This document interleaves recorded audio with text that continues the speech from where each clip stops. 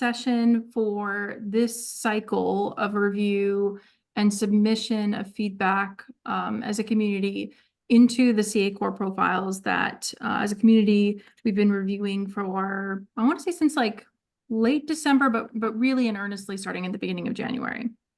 So we have, if you haven't caught it by now, a number of I should say, we have recorded our CA baseline sessions and have the full content from all of our CA core reviews as a community on our YouTube channel. So if you haven't caught that, you can find this here. I'll put it in the chat.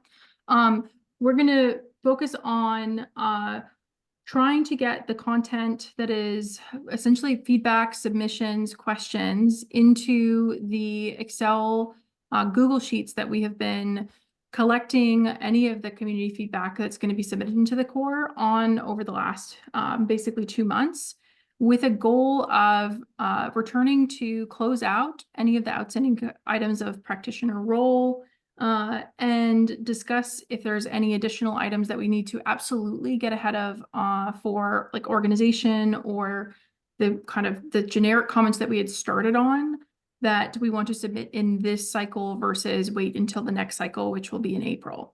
So, and then the last piece is I do want to save about 5-10 minutes at the end to go through our kind of next steps to talk about collaborative dispositioning, because we talked about what that looks from a practice perspective in terms of the session that is going to be co-hosted by Kai and InfoWay, but we want to kind of return to that, refresh folks, and let folks kind of know kind of the next steps around getting called in, ensuring that they have the details on the calendars and whatnot. So, and one other item, thank you, Shannon, for posting that into the chat. There's a link in the chat for the Pan-Canadian Health Data Content Framework that is out for public review. So the content is available at that link. Excellent. Where did that get announced? I know it went out to a list of stakeholders that we had sort of compiled. We're still working with the InfoWay communications team to kind of get it out there more broadly. So if you sort of added yourself, or if someone had added you to the stakeholder notification list, people would have received an email that way, but we know that that didn't reach everyone. So that's one of the reasons I threw it in the chat. Yeah, because thank you, because I actually emailed in and asked to be added in November, and it never happened. So I can add you, Lorraine. I'll add you today. Yeah, please. If anyone else would like to be added, maybe just send me, like, just write it in the chat and I can compile a list. Perfect. I'm going to throw one more thing in the chat before any further pings, which is just if you want to follow along with the review that we're going to do today, this is the version of the guide URL that I will be displaying on the screen. Okay, so to kick things off, with the kind of in mind that we're trying to do practitioner role, I am going to pull up the Excel file from when we last were working through this. And Elliot, I think you are on today, so are you able to, I'll have you, I won't touch any of the scribing, but I'll at least kind of pull up kind of where we left off so folks can see that as well. And I'll pull up this on the right-hand side. So we had made our way looking at the CAN-SAND expectations for the practitioner role to begin with, and hadn't fully, I'll just make this, where is that? So I can show you guys the wrapped version of this. We hadn't fully made our way through the review. So we left like a note to indicate that we would kind of be coming back to this for today, because there were some comments around CAN-SAND expectations for information on, I think it was telecom targets. Let me see. Impact of CAN-SAND, the generate request to a community pharmacy, maybe an issue if practitioner role is used. So we were looking at some example cases in which the expectation for the CAN-SAND on practitioner here might be too strong. And so this came out of some of the earlier discussions that we had with the practitioner role profile sometimes being used in a number of different ways. So, you know, pretty consistently and conventionally, we kind of see it as a way of kind of linking to an individual practitioner and maybe the organization that they operate under. But there are plenty of examples that, within the FHIR spec and in some of our implementations in Canada, we see that practitioner role is also being used to describe any practitioners that fulfill a particular type of specialty and aren't linked to an organization. And we had discussed this scenario last session where that there's potentially the use of practitioner role as a resource that actually may not have a practitioner within it. So what we wanted to do was say, if we thought there would ever be a scenario where there were, systems that would be configured in such a way to only ever support the scenario of a community pharmacy or a lab, and that would be using practitioner role to convey this information, then potentially the expectation that we have that a system be able to, in a test environment, show us they can populate practitioner in a practitioner role may be problematic for those types of systems. But we didn't really have folks on the call that were like, nobody was super confident to say, yes, I know of a system that works that way today. And so we said, we're going to return to this on 3.8 to determine, is this actually something that we have to be concerned of and put a stronger statement towards this? Or can we just kind of provide that this may be something that happens and is a place to further explore, but we aren't making a statement to relax that expectation to date? And so the homework was specifically to kind of go back to kind of your implementations and get a sense of, do you anticipate that there would be a scenario where there would be a system that explicitly handled this scenario and that wouldn't otherwise have the ability to provide a practitioner role with a practitioner, like in any use case? Have folks had to think on this in terms of is this something that you're actually seeing? And do we want to go one step further and actually try to construct this into a change that would be requested?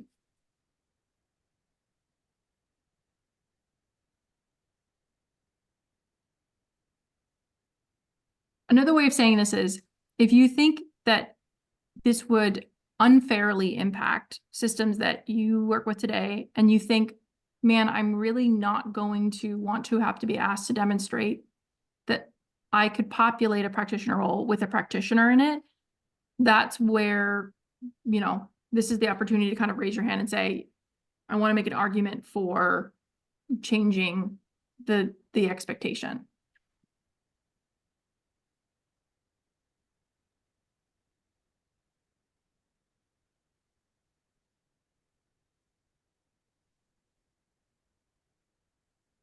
Okay.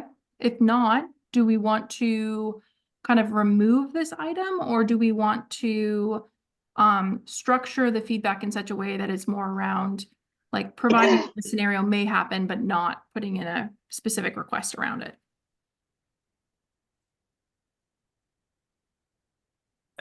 Yeah. So this is Piers. I'm going to jump in here because I'm still not sure I fully understand the intent behind practitioner role, because I know that in the stuff that we're doing with labs in BC, we use practitioner role as a way of saying, here's a practitioner who is playing a role with regard to this particular set of tests, like an ordering provider. And they may also have an organization. So it's a convenient way to couple a practitioner with an organization, which is a little different from the intent behind practitioner role, I think, because we're not adding anything to indicate what their role is. Although in addition to that, if we're talking about collection facility, the only way I've been able to represent a collection facility for a specimen is to use a practitioner role and then just assign an organization to it, which seems legitimate, but again, it's not really practitioner role. although it's not as far as from practitioner role as you would think. No. We might want to talk offline about the whole facility piece, but that's a separate conversation. So one of the reasons I said I didn't know of a system, I didn't come up and say I knew of a system that didn't do it that way, is that we certainly have queries against the registry that looks for, get me all the dentists in Kamloops kind of query. So, and then practitioner isn't filled in there. But those same systems also in other use cases do use practitioners. So I didn't, pop up and say, well, we're never sending it. It's just that and I believe it's still optional in our profile, correct? Now, of course, the Core Plus doesn't have cardinality in it yet, but I think in the baseline, practitioner is still optional in our practitioner role profile. So my general bent is if things are unsure, not to be too constrained. Yeah. But I can't come up with an example that says, okay, I can name you a system that will never send practitioner associated with practitioner role. I don't know of one right now. It seems like, again, here in BC, a convenient way to represent this is a provider, or this is an organization, or this is a provider and an organization, and we don't necessarily care which. Yeah, we might want to have an offline conversation around how BC Registries associates practitioners with organizations, facilities, and things. It might be a useful conversation, but it's not for here. Yeah, I agree. I think I heard Elliot trying to jump in. Yeah, well, I was just going to give a little bit of background on practitioner role. And the examples that I like to think of it are thinking about, say, a teaching hospital associated with a university. And so you may have a particular physician who at some time is operating as dean of a department on the academic side. At other times, they may be operating as chief of surgery, and at other times, they may be operating as a surgeon. Yeah. All different roles with different authority within the same institution.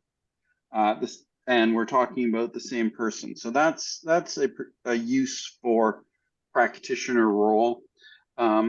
Similarly, you may have a clinician who both runs a private practice and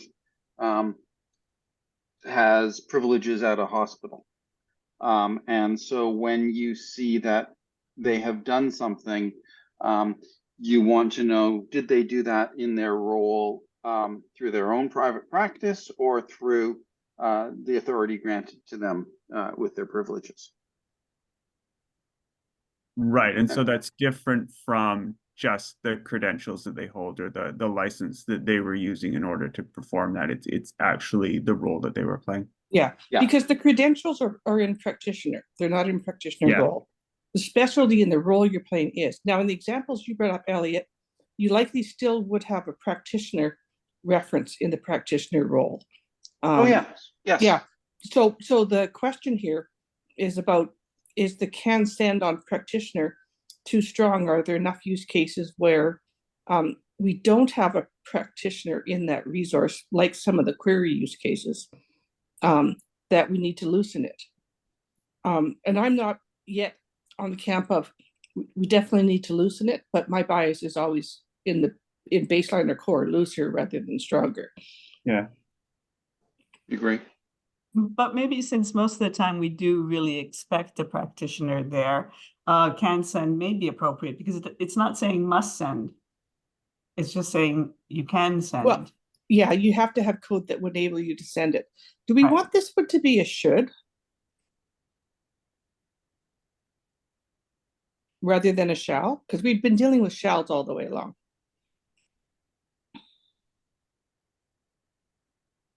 Lorraine, I would say like make the case. So is there an underlying driver where it would make sense? Because we haven't applied shoulds yet, and that's kind of something that we might just hold off on a generic rule, but like the case for this one being important enough to have the should rather than removal, so that folks can consider that.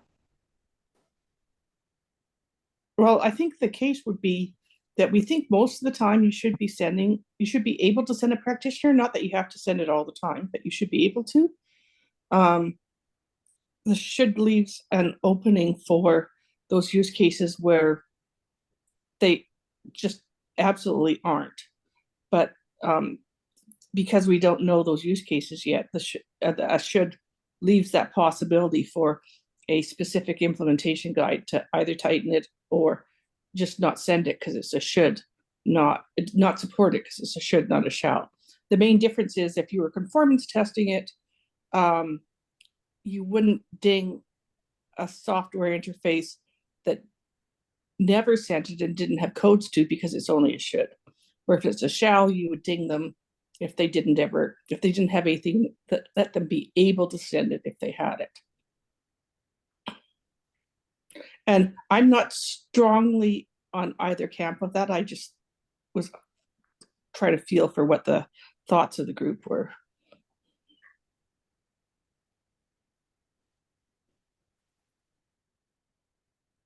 Does anyone feel strongly about that as a kind of compromise?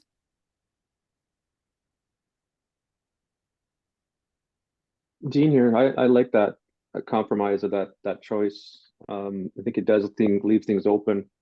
The only examples I can think of for practitioner role when you wouldn't want the practitioner is more query results. Like I want to see within the Toronto Hospital organization, where are the locations that contain this specific service? So that's more of a result back that says, because like Toronto Hospital has so many locations around it, they all have different specialties in all the locations. So you get that organization and location mix, but it's you don't care who the practitioner is. You might do that through healthcare service on an organization, but would be an alternate way to do it. But yeah, I agree with you. The main use cases I see to construct and send a practitioner role resource that doesn't have a practitioner in it are the query use cases. You're looking for a type of thing and you don't, you want to do a referral to an orthopedic surgeon, but you're not really hung up on which orthopedic surgeon gets the referral. You need that kind of, that's the kind of specialty you need. Yeah, and that's not necessarily a query issue. You can forward that referral to another institution that's got that specialty and say, I really don't care which one of your practitioners is doing it. Yes. But those systems probably at some point likely also send a practitioner role with a practitioner in it. I don't know of any systems that only do that at this stage, but I can imagine there might be some. That's why I sort of went down the should range. So do we want to phrase this in some way so that folks can react to the wording?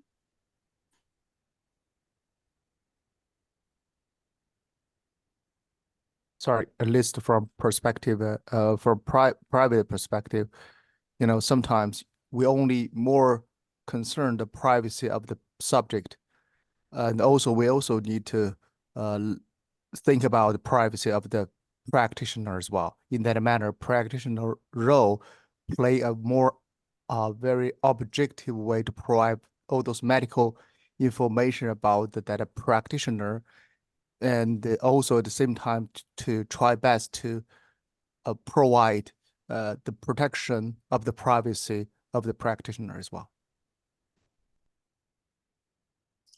So you're saying you can use this for something like this order was signed by a nurse without specifying which nurse? Explicitly, I identify that person. You can use one just here link as well as identifier directly relevant reference to that practitioner, and only authorized person or group community could access those providers' information. Besides that, even you would like to share the information and the IPS, IPA to the patient, with the least worry or concern, you could release the practitioner role because that also part of their medical chart and also could be helpful for their further investigation when they hand over to their another practitioner here or overseas. Can I suggest some wording and then people can throw stones at it? Later, Um, do you want me to get out of it or do you want? Yeah, I'm there. Cool. Okay, so that Actually, I'll do it we here. anticipate that there may be systems that may not always value the practitioner element in the practitioner role resource. So we recommend loosening the conformance requirements to at least a should can send, and considering whether a looser conformance statement is appropriate. How is that?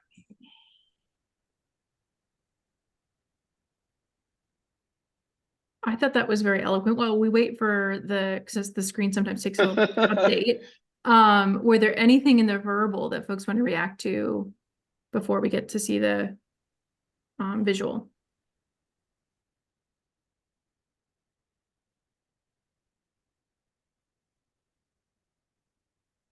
Folks feel like that's kind of reasonable. Is there anything that would be like additive that we would want to add in verbally while we wait for the visual?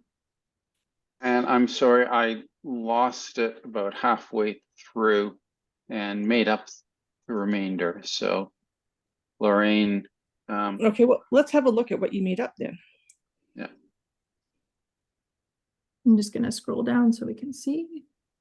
Yeah, the only other thing I added, which I think is optional, is that I said relaxing it to should send, and consider whether it's appropriate to relax it even further than that.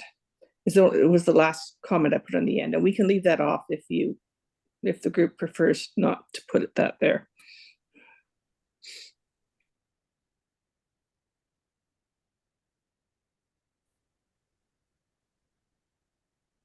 Does anyone not prefer to put that there?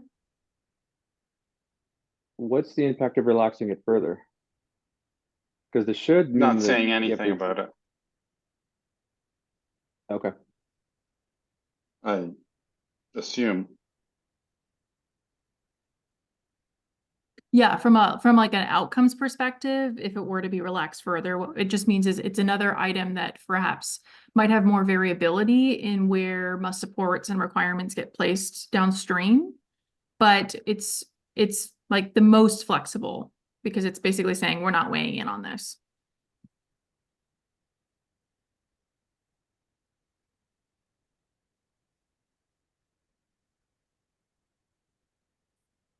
Do folks want to change what's listed here? Add to it? Dean here, I'm okay with what's there. Does anyone feel like we need further discussion on it?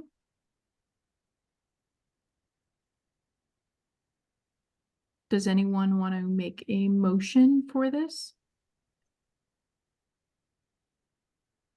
Well, I'll make that motion. Does anyone want to second that motion? I will. I'll second. Who was that? That was Dean. Dean or Elliot, either one's fine. Is there any further conversations or discussions that we want to have before we call it to the remainder of the vote? Okay. Is there anyone that wants to abstain? Like, yeah, I just wasn't listening, don't want to be counted towards this. Is there anyone who wants to vote negative? You disagree with this entirely. We shouldn't put this forward. All right, that's 17 affirmatives. Not counting myself. Okay. Beautiful. Okay, I'm gonna do a quick time check. We've got about 23 minutes before I want to talk about next steps. So there is, just a few more items in practitioner role that we can talk through. I see a hand is raised. Rita, you've got your hand up. Yeah, so we talked about the can send on the practitioner element, practitioner code.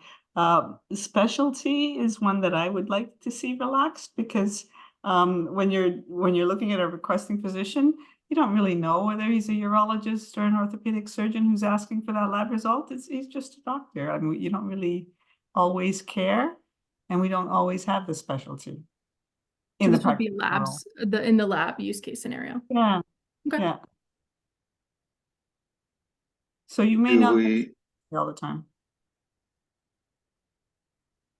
As in, never. So do we want to start a new line for specifically, you said it was the can send on specialty? Yeah,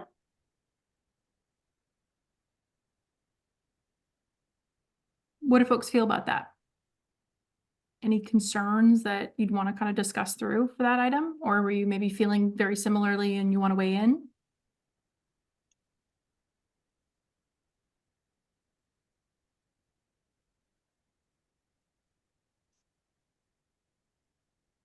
Dean, I saw you go off mute.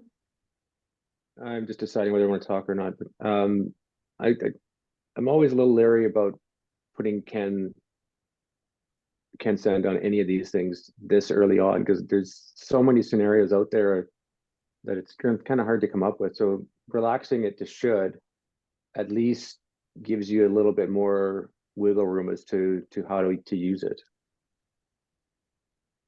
So Rita, were you asking for complete removal or a relaxation to something like should?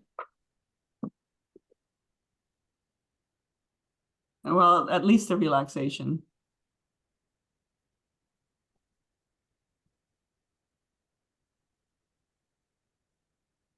Is there anyone who feels strongly that it should be a complete removal or it should be a relax it at least to should?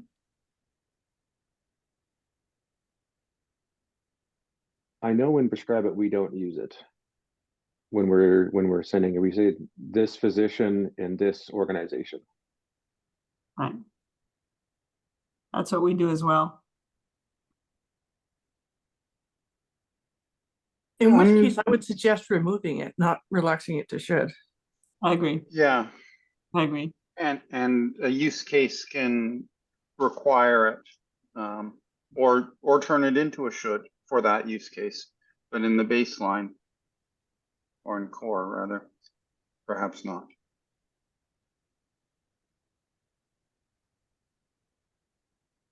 Are there, I'm just going to expand this just real quick. Do you want, let me see.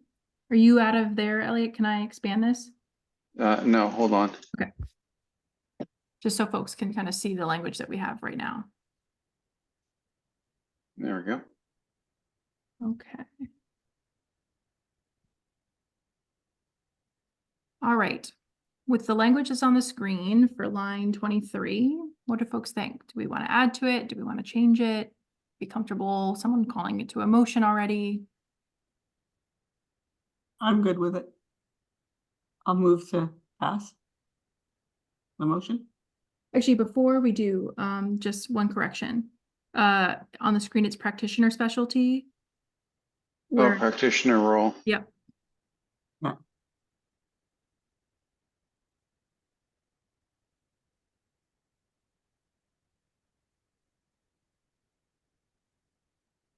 Okay. Sorry, Rita, you can go ahead.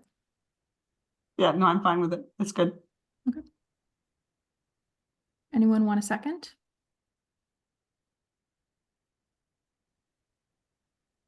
I will.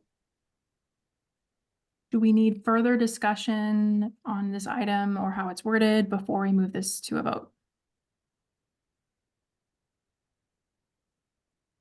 Okay. Anyone want to abstain from this vote? Anyone want to vote negative against it? Okay, we've got 18 now.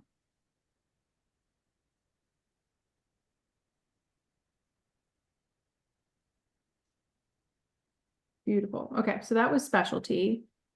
Now I'm going to ask for a secondary piece, which is we went back and forth on code versus specialty, and there are different ways in which people populate those two things. Does the same considerations apply to code or the cases, Rita, that you brought up? And I think, Dean, you brought up, should we also consider these for code? where like we would never expect a system to be able to demonstrate code as well.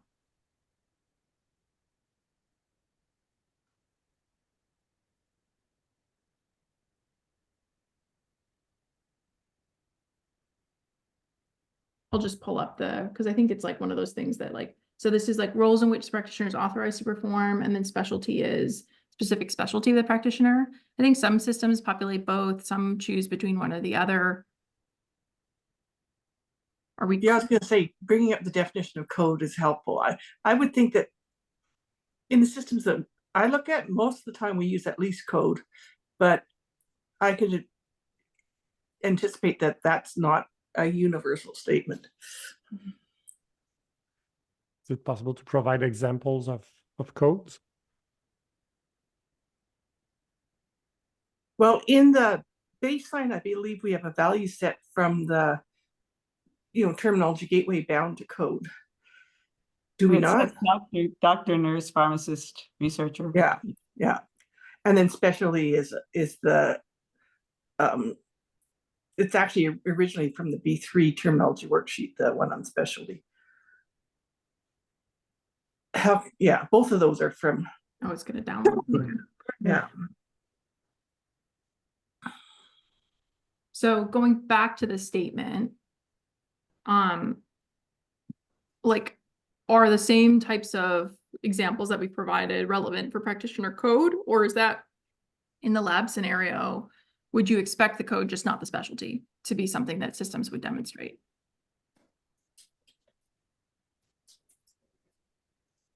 I think I'd apply the same relaxation for code. Yeah. I think if we're not sure, we should go for more relaxed rather than tighter. So were you comfortable if we were to, for instance, copy and paste, but modify just as a starting place for people to react to that language? Or not comfortable with that, I should say. Well, I'm just wondering then, the practitioner role only serves the purpose of tying to an organization? Because if it doesn't have a practitioner, a code, or specialty, there's... Well, you may not necessarily, all three of those may not be missing in a particular case. I mean, with the language we're proposing, yes, it is possible, but I think that's where I was just thinking is we should make sure there's at least something Yeah. there. It's gonna be pretty empty.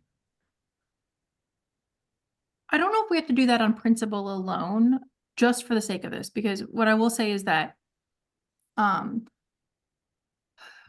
we may come up with patterns that look like this in the future, where it's to say that this profile is used a number of different ways, and that the context of its use drastically influences what systems are expected to be demonstrate for it. So I would say if you feel like there's something in practitioner role that across the board we think systems should be demonstrable for, then that should be the way that we're making these considerations, rather than like worrying about not having anything.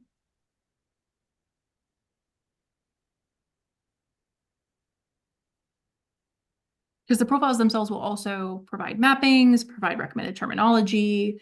In some cases they may apply cardinality requirements, so that the obligations aren't the only conformance component here. and we expect further profiling. Yep. So does that change how we feel about line 24?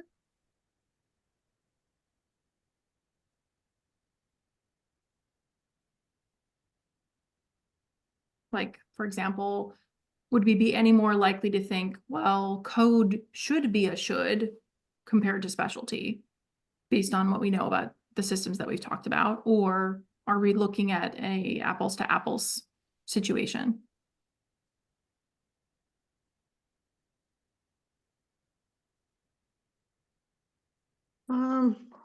Sorry, I just trying to wrap my head around the whole thing. There are many scenarios in the projects which we are doing at Ontario Health here. So we absolutely need their practitioner role and their specialty both. And Yes.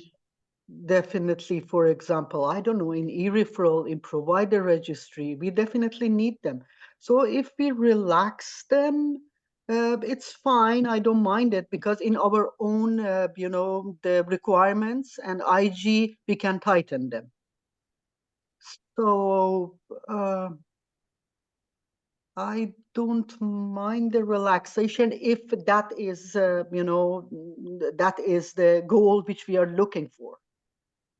I'm just looking at that definition that it says for the provider type, which is mapped to role.code. This one. Like it was just at the bottom of the edge there. Like it just scrolled off the bottom. And your mappings to PCH, DCF. Oh, you're talking about this one. Yeah. Because when you start Um, looking at it, that it kind of says that what would you use? Like if you don't have this type in there or this role code, what are we actually saying about this provider role? Because you're saying no specialty, no code. I don't know.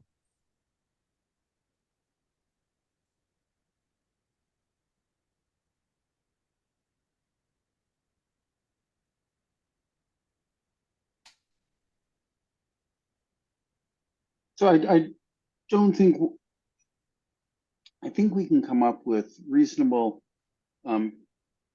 examples where any one of those may be absent. I think coming up with a practitioner role where all of them is absent is a lot less likely.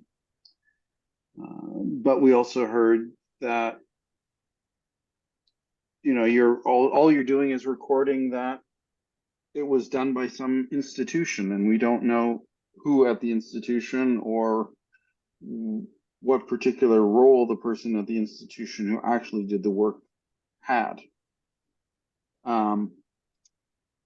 So I can imagine use cases that it might be a minimal practitioner role. I'm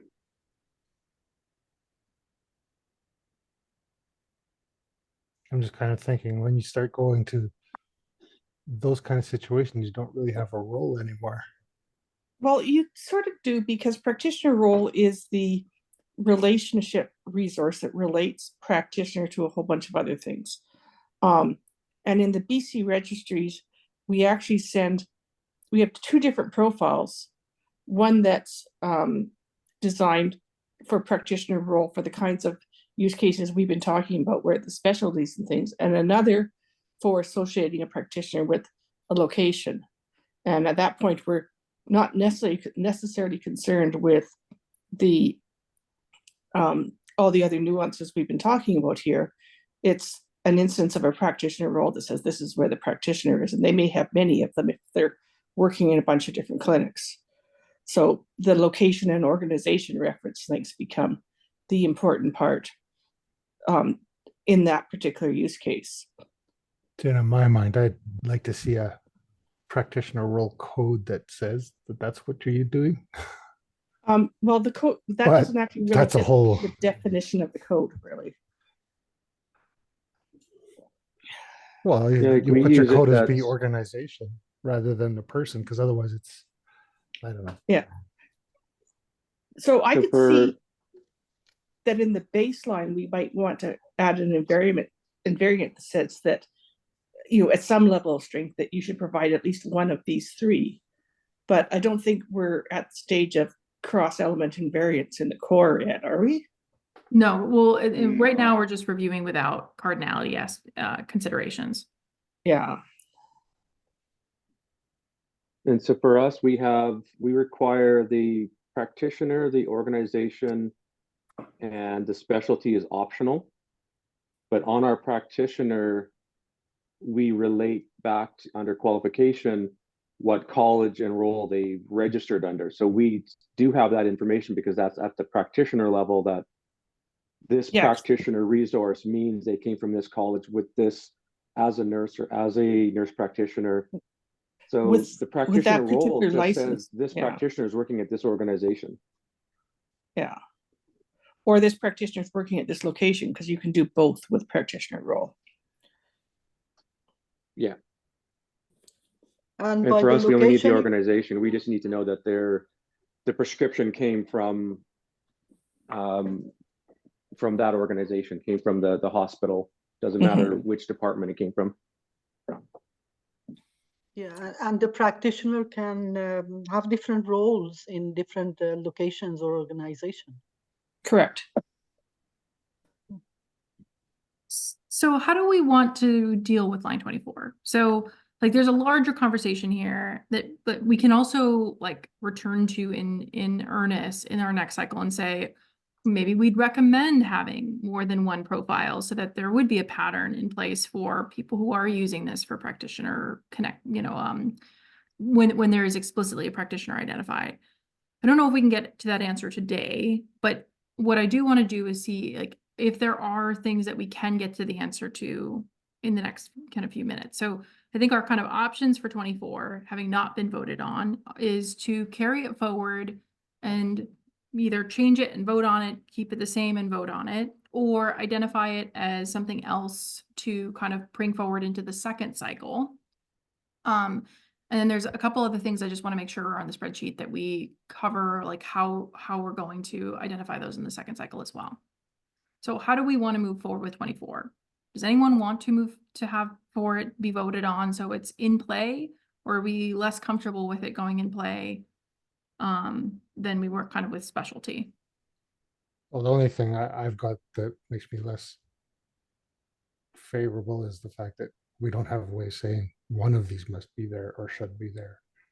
Sure But we do. individually, it's fine. Like I don't have a problem with saying we don't have to have a code, but I kind of want to the other level to But we show up do and say, have a way, which is more specialized implementation guides.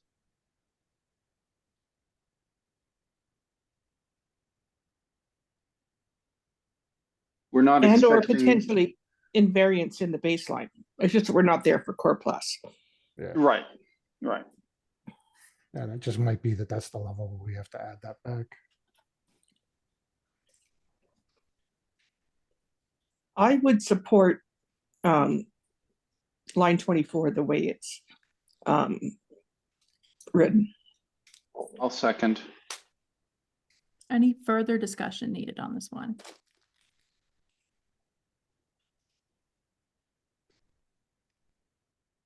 Any abstentions?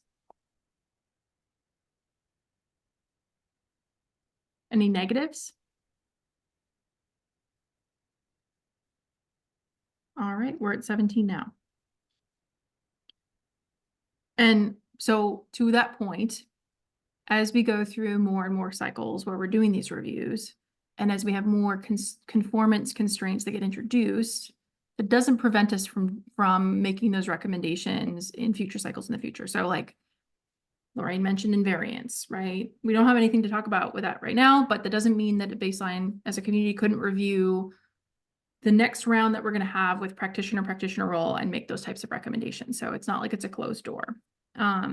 But we have actually made considerable progress over the last 2 months on patient and practitioner and now practitioner role.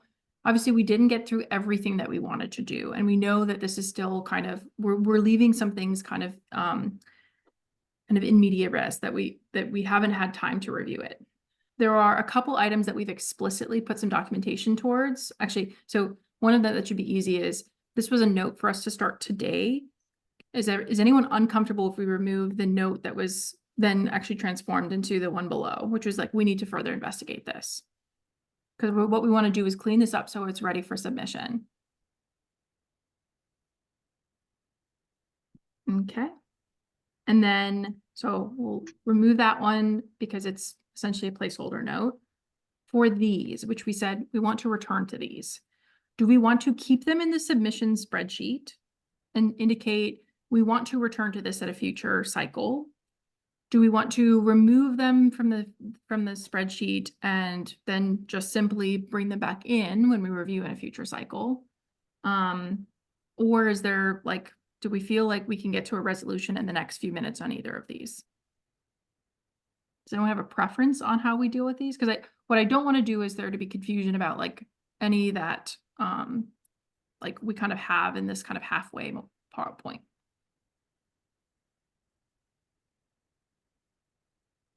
Well, does there provide any benefit to the team doing the dispositions and then the next release to leave it in as something to think about?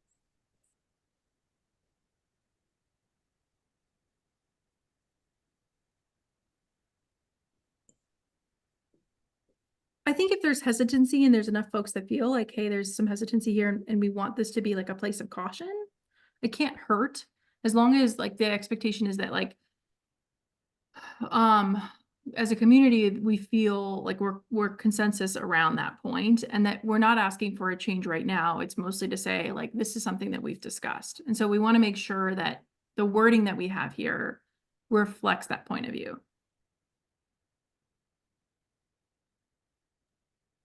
Yeah, I agree with that.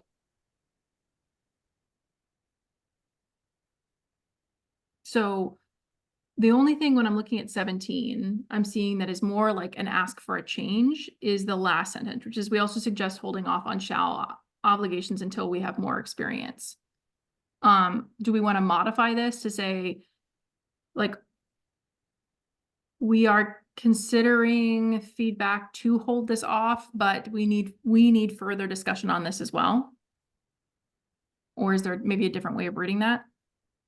If we were to, we also suggest being cautious in applying shall obligations until there's more experience.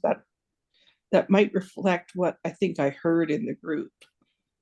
I didn't hear people saying that we shouldn't apply them ever, but that we have to be careful.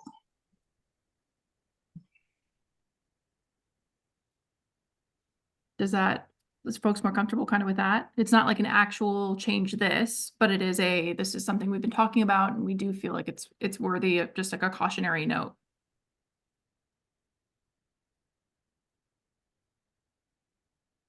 So just leaving it at the text in black. Or I think leaving it text it back and altering that last sentence to suggest being cautious rather than holding off. Because holding off implies to me that you're not going to do it. Okay. Yeah.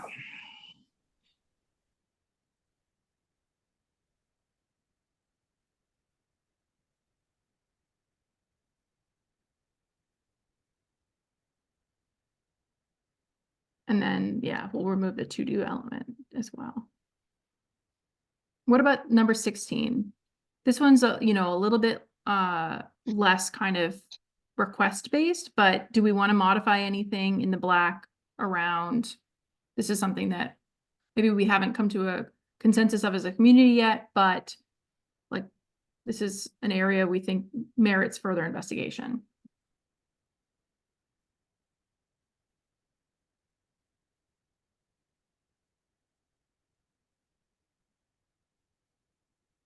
Or are we comfortable kind of with the black on line 16 as it is that, we're not asking for a change, but we're comfortable having it be included in our submission?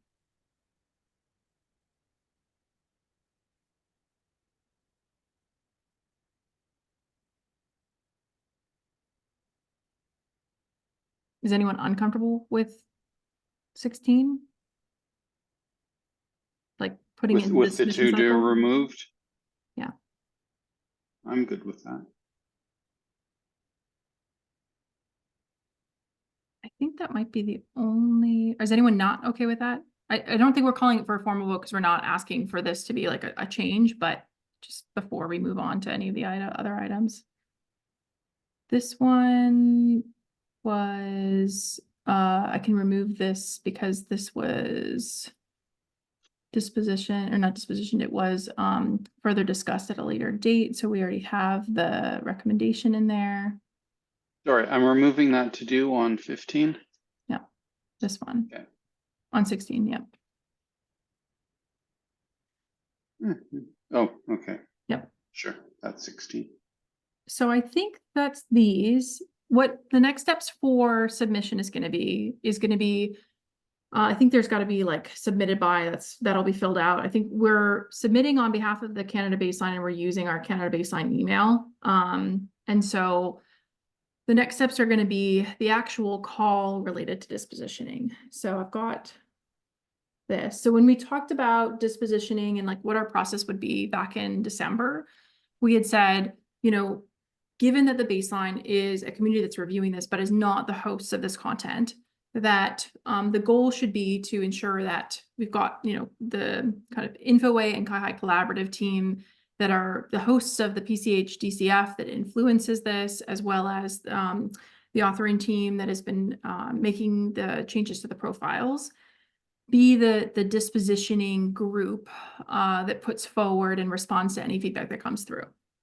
That being said, I think one of the comments that was made back in December when we were talking about how to do this is to make it easier for folks that are submitting feedback, and that knowing that the CA Baseline as a community is going to be one of the major submitters. I mean, probably won't be the only one, but we at least know that. So, when we talked about it previously, the goal was to see if we could leverage the same time slot, but to have the kind of administrative functions supported by kind of ChiHi and InfoWay. So making sure that the call details are out there, the agenda and the calendar gets updated, and the announcements go out to kind of a various range of our communities in addition to the FHIR implementer community. Right now, because we've got the submission that's going to be going in today, there's a week for kind of triage, collection, putting any of the additional submissions that come through from other channels together. But the goal would be to see if we can, like, not to have too much time period between when the submission deadline closes and things get actually put forward for the disposition discussions. So currently targeting next Friday and the 22nd to try to align to the same time frame that folks already have booked. We've got a lot of the ChiHi folks and a lot of the InfoWay folks that are involved that have this time slot that's available, keeping that kind of 2 to 3 Eastern, and seeing if, depending on how much content that we do get, we can try to target the 15th and the 22nd and potentially extend if we get more than we can fully disposition, because we won't know until everybody submits the feedback that they have. So on that front, there's going to be kind of the calendar and announcements that are coming out very shortly. The one thing I will note is that I think what we'll probably want to do, while this is something that we're hoping and it's been well supported by the CA Baseline community, we may just want another little bit of separation and have like the actual disposition call-in details be different than our CA Baseline. If folks are comfortable with that, then what I'll move ahead and do is just make sure that the announcements are very, very clear, and any of the like, we usually, if we have to cancel a baseline call-in detail, we have an email that goes out to anyone who's registered and just indicate this is going to be a special session hosted at the same time. It has different dial-in. Is anyone uncomfortable with that approach where it'd be like a separate dial-in? It has a separate recording, but it's same time slot, and the communication makes that clear.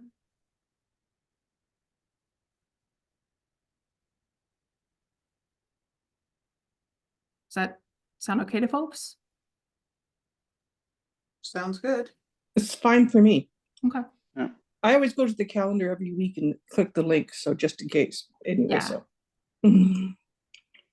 So we'll take kind of the practices that we had identified kind of back in December and try to kind of follow through with those in terms of like make sure we're making those announcements out. We should have those out very, very shortly so folks can see that new dial-in and that information, what that means for anyone who's registered for the baseline or is attending, to not join this explicit call-in details next week, but instead to go get that detail from the calendar or the Info Central forum post or the email that we'll send out with the cancellation of what will be, I think, the governance session next week. And then our goal is to basically walk through and have kind of the ChiHi and InfoWay members disposition our kind of respective areas. So there are going to be some things that are going to be more framework oriented. I think we'll probably try to highlight those maybe in the latter session and focus more on the like discussing, yeah, this is a technical correction, that makes sense. And this is how we want to respond to maybe a more kind of philosophical or a principle-based request, and have those be maybe the initial targets for the call on the 15th. So we'll kind of give that same framing when we kick it off to say, like, this is a little bit different than the dispositioning cycles that we've been doing in like patient summary working group, because the hosting is a little bit different, but we'll give that kind of full debrief on the 15th. So with that in mind, if there aren't any other questions, the only thing I just wanted to convey is, like, Elliot, like, I am comfortable going into the Excel sheet and putting, like, copying this down and submitting it. I know we were kind of doing a little bit of separation. If you want to do it, I'm more than happy to step back, but I just want to make sure that we get this submitted out before, I think it's like 5 p.m. Eastern. Oh, you're more than welcome to. Okay. So I'll go through, capture this. We'll still maintain this Google sheet. It's just that we have to keep a copy of it, export it, and send it off for it to be considered for the disposition. All right. And then I have one last question once you're done. Yep. I think that's really it. I think for the next 2 sessions, at least we'll look at, switching over to this, and then we'll talk about whether or not we need another dispositioning session, or if we'll return to the baseline calls as we were prior to December. And Lauren? that's sort of my question is, and I don't think we have the answer now, is to think about what we're focusing on in the baseline and the Friday governance calls post this process in April.